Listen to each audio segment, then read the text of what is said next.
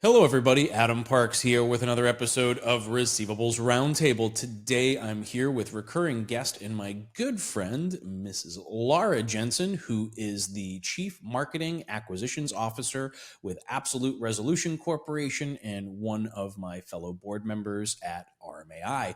How you doing today, Laura? Good, Adam. How are you? I'm just realizing that your intro is like a whole mouthful. But for anyone who has not had the pleasure of getting to know you through the years at live events, could you tell everybody a little bit about yourself and how you got to the seat that you're in today? Sure, happy to. So I started out at Collect America about 20 years ago. They were then known as Square Two Financial, big national debt buyer. I actually started out managing some of the legal networks and legal performance. After some time in that role, I eventually ended up doing debt sales for Collect America, so resale, which is kind of a relic of the past. And then about 12 years ago, I joined Absolute Resolutions in acquisitions and have been here moving my way up since then. Got elected to the board of directors in 2020, right before COVID. So that's how I remember that date. And I've been on the board since then, too. Well, it has been an absolute pleasure having the opportunity to work with you on the RMAI board. And that was kind of like, I think we were at a board event when we started talking about leadership in general. And you and I have had so many interesting conversations about leadership through the years that I thought it was a great topic for us to try and tackle on some level here in a short period of time. Now, leadership means so many different things to different people, right? And so we become leaders within our own organizations. We become leaders on a larger stage or on an industry-wide stage. But what does that really mean? So like from your perspective in your seat, like what does leadership mean to you? It's a really good question. It's hard, I think, to put into a short answer, but I will do my best. I think when I've seen the most leadership, either among my peers or when I was much more junior, it was making sure that your teams and everyone around you felt heard, and that there was teamwork. It wasn't one person leading the charge in terms of making all the decisions, not hearing anybody else, and just being more bossy than a leader.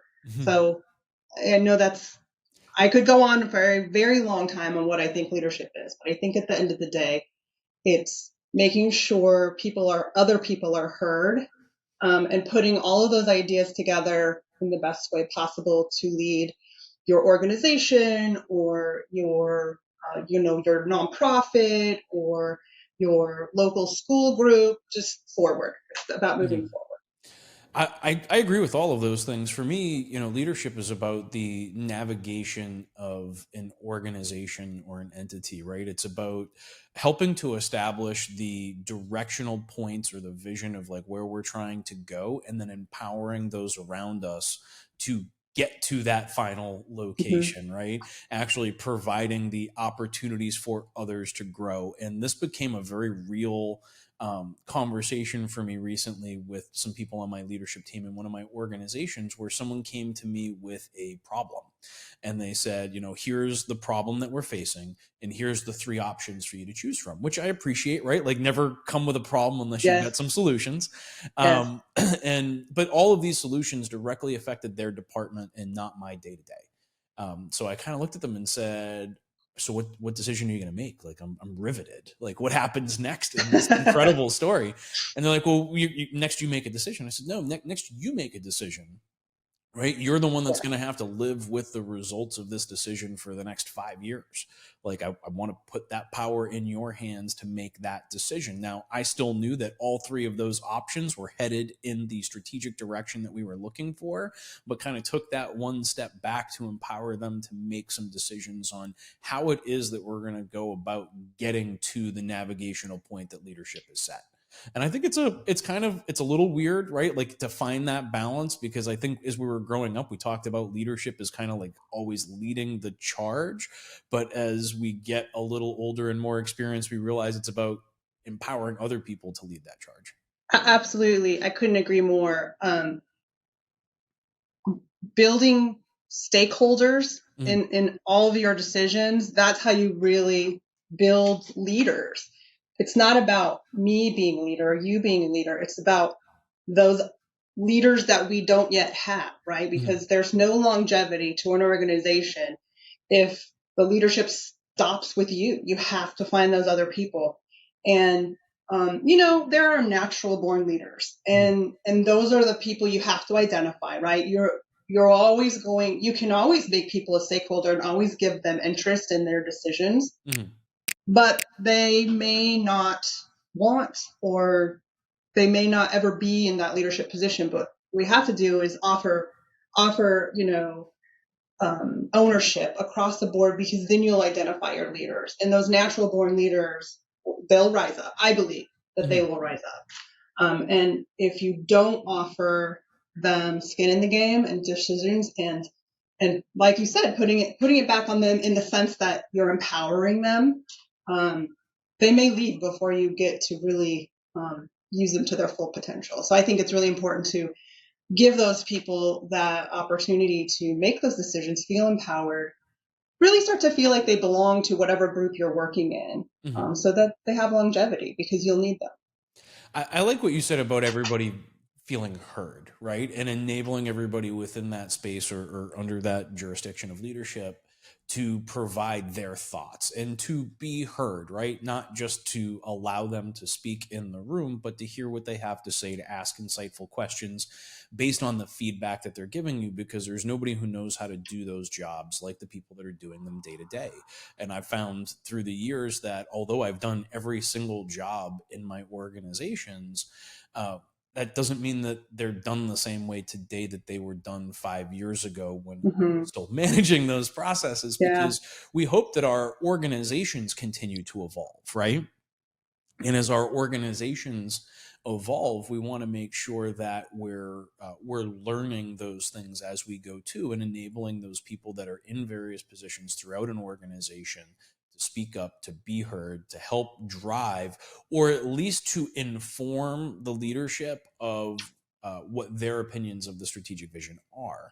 Now Absolutely. we can't always change, in a second, but I think if you empower that conversation, it can take you a long way.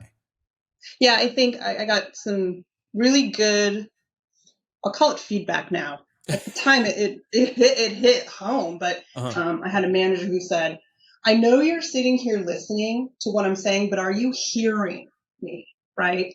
And that's a skill. Like, Hmm. hearing what people are saying is hard. I've listened to a lot of different workshops on communication and management.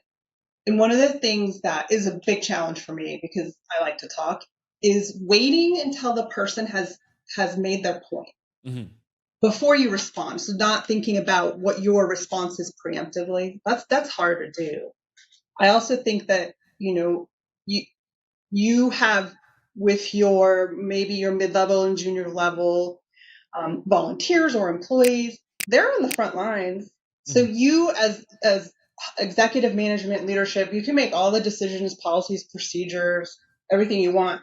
But if you're not doing it every single day, you're just not going to have the knowledge. Did what you put in place work? That's what's really important also, Hmm. to listen to those people, is that, to get their feedback. Um, and maybe it doesn't work. Maybe their ideas are not compliant or not efficient, right? But at least get the feedback, Hmm. and then work together to come up with solutions. I think that, you said earlier, come with a solution. That is my biggest pet peeve. You come to me and complain about something all day. I'm glad to let you vent or whatever, but also please come with a solution. Let's Hmm. not just worry about the problem. Let's find a solution. And I think, again, I think you're going to be your natural leaders that you can identify, are people that want, here's my problem. Here are my ideas to change it. Right. I Hmm. think that's a big leadership quality to look out for. and a difference between leaders and maybe not leaders is they have solutions, they have ideas, they want to make it better. So listen to those people. I don't think, not listening, blowing them off will be to your detriment. No, and having those open ears and enabling everybody to have that say, I think, is incredibly important. It puts our organizations in a position to where we can succeed. I think it's for especially in the debt buying space, right? And as we look at Yeah. receivables management, so many different people have come up through an organization, or Mm-hmm. have left another organization and started their own, and now some of those organizations that were little startups back in 2010 are now the powerhouses of the receivables management space. And so I think that when we live in such a small world, a lot of examples are kind of drawn out in front of us, and it's not always the education or the standard criteria that I think people measure leadership on outside of our space, but it really does come down to the actions that you choose to take and the way in which you interact with your teams and those people around you. Because I think this conversation goes beyond just leading within our own organizations, right? Because we get to that point where we understand how our businesses function. We've brought in great people. We're leading that charge. But then we take one step out and we start participating with an association where leadership is quite different when you're dealing with a private organization versus an association. And I'll give one example to that point is, to me, leading my own organization is like driving a speedboat. I can turn left, I can turn right, I can do it in a split second, I can do donuts, I can do whatever I want. It's a private organization. But leadership on a grander scale, or leadership within an association, right? We'll use RMAI as an example, is a little bit different because you're not leading your own organization with your own decisions. You're leading an organization based on the Right. needs of the many, right? Yeah. And that to me is a little bit more like driving a cruise ship, right? It's we all remember Spaceballs, right? But preparing to fast forwarding, sir. That's how you feel when you're moving in a larger, association type environment, because there's a lot of feedback, there's a lot of things to consider, there's a lot to be culled and analyzed prior to making those decisions. But I still think that the fundamentals remain the same. Leadership sets strategic vision and says that here's the navigator saying we're trying to get to over here, and then you've got volunteers and staff and all of these other people involved to help you figure out how to get from point A to point B. Yeah, I think when you're talking about either internal leadership or more association leadership, Mm-hmm. it's about instilling, I think, ownership and pride in what you do. So when you're not making selfish decisions, and people understand that, from time to time things will not go the way you want, but there's a broader, grander vision, just like you were saying. One thing that is sometimes challenging at the association level is on the board of directors is taking a step back and thinking about, what's best here for everyone. Mm-hmm. Certainly, there are decisions we could all make that benefit our companies or a small group of companies, right? But that's not how that kind of leadership works. Mm-hmm. That kind of leadership is looking at the whole industry, which is a challenging industry to be in. There's no secret there. We are often targeted from all angles. And so making decisions that maybe you just don't really like. I sit on state ledge, and I know that a lot of times bills get passed that just, man, that was another one. But I think behind the scenes, RMA works really hard Mm-hmm. at trying to get the most egregious things out. So maybe you look at a bill that got passed and you think, man, what has RMAI done for me lately? Look at this, right? But I think that it's important to understand that as leaders, we tried to get the worst out, Mm-hmm. and get the best possible deal we could. And that's not always easy as a national debt buyer, to look at something where that would really hurt us as a company. It's going to be really expensive to implement compliance with that aspect. We should just, fight these legislators because, we're not going to win that fight. And then you could end up with something worse, right? So it is challenging when you're leading in your own organization, right? I'm at a level where I could make a decision and then that's that and that's final. You can't do that in association leadership. You make the wrong decision and you could make things worse for everyone. So it's different. You almost are, even though you're a leader, you almost have to take a step back and just understand you don't get to have the final call. So you're not necessarily going to get your way. And that's tough. I think it's tough to advocate for others. That takes a lot of understanding and patience and conversations and understanding things. But yeah, that's a difficult part of doing that association leadership. Agreed. I think it's, when you're dealing with leadership in your own organization, you tend to see the results and everybody sees the results of your work and all the work that you're putting in because it's a little bit more in-person and tight knit. Whereas when you're these battles that are being fought by associations are not always as in the limelight, so to speak. And so I think it becomes this little bit of a what have you done for me lately, which can be, a personal challenge when you've got a lot of responsibilities on your back and when you're fighting with everything that you have, right? Or you're putting all of your energy towards something, but it's not as visual of a result as you have in other aspects of your life. But let me ask you this, Laura, right? As someone who has done all of the jobs in the organization and grown as an individual, through the years, what advice would you have for someone in the industry that wants to be a leader in the future or develop their leadership skills? I think, and really what helped propel me forward was expressing that interest. I think there's people out there who are intrigued by it and want to do it. Don't be afraid to just you could reach out to a board member. There's peer groups. There's the women's conference, I think is a great opportunity to network from my perspective with other women that are in different roles and learn and ask questions. How did they get there? What's their story? I think you will find there are so many unique stories in this industry of how people got to where they are. But I think that you'll see a few characteristics in common with everyone. I think people are, there's a lot of perseverance. There's a lot of hard times in this industry. You got to put up with a lot. Nobody that I personally know has had an easy path. It's been a lot of hard work. So talking with somebody and understanding some of the challenges that they've navigated, I think that's really helpful. And in terms of association management, you can always reach out. Anyone can reach out to me, any former board members, current board members. I know that everyone that's done it would be happy to talk with anybody about how to get there.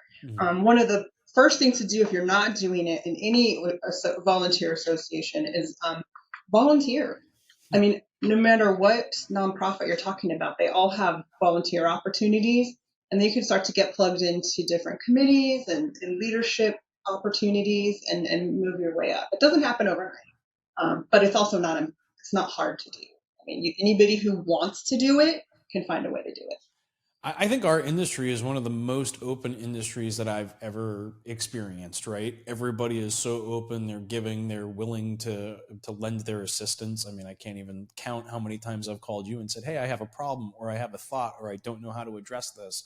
And everybody is having these really open conversations. It's one of the few, if not the only industry I've ever seen where you have all of these different organizations that may be competing with each other, but then are sharing leadership stories and helping each other to improve and to take things to the next level, which I think is really just is a incredible environment by which to develop leadership skills, by which to improve on ourselves over time.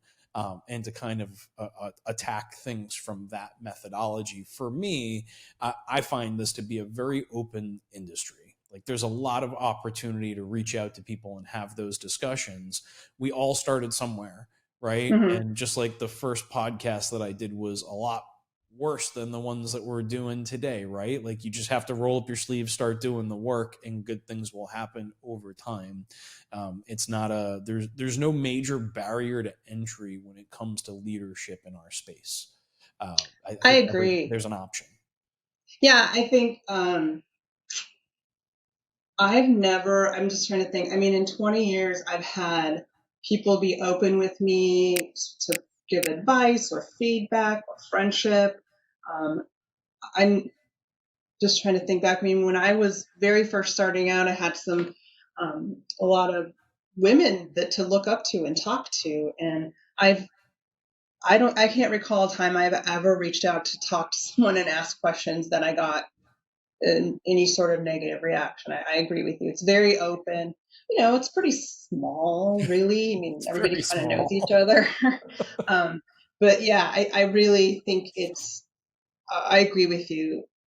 Everyone's always looking for and encouraging new leadership, right? Mhm. So there's kind of these like generations that have gone through the industry, and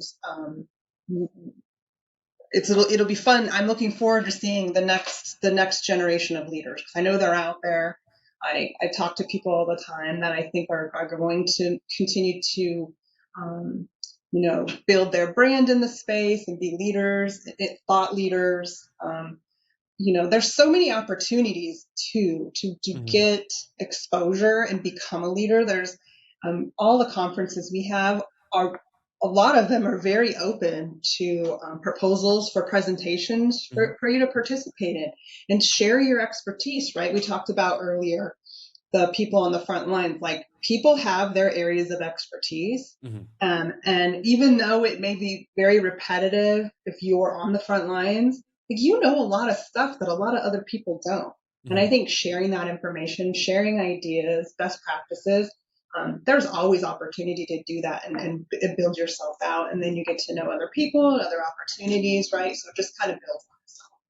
Well, being in that right place at that right time, right, is always such an important factor. Being at the live events, like we'll be at the RMAI Summit here over the next few weeks Yeah. in Monterey, California, that's an opportunity for everyone to kind of come together and have those discussions. There'll also be announcements about the baseball networking event in Denver, Colorado, coming up in September, right? There's all these different live events and opportunities there. And I know you mentioned speaking engagements. People can also submit speaking opportunities or speaking proposals for the RMAI annual conference taking place in February 2024.